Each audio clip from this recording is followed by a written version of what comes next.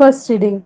A reading from the Acts of Apostles, chapter 14, verses 19 to 28.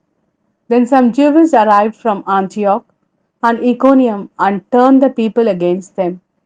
They stoned Paul and dragged him outside the town, thinking he was dead.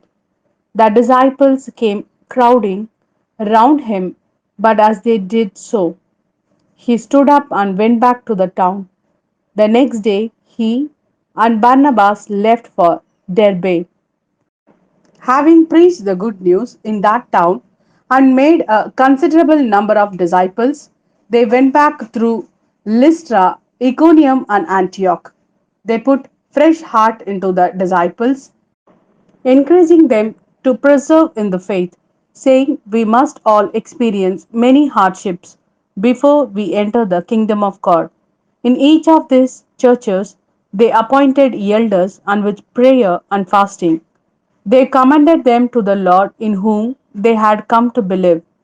They passed through Pisidia and reached Pamphylia. Then, after proclaiming the word at Perga, they went down to Atalia and from there sailed for Antioch, where they had originally been commended to the grace of God for the work they had now completed.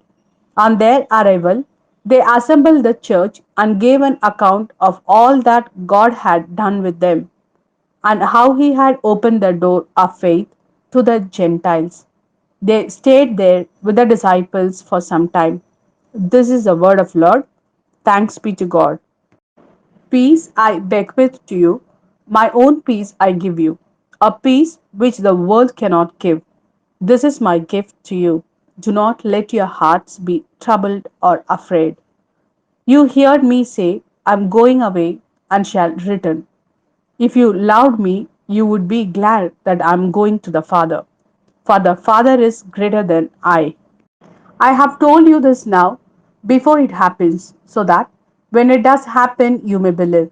I shall not talk to you much longer, because the prince of this world is on his way. He has no power over me. But the world must recognize that I love the Father and that I act just as the Father commanded. Come now, let us go.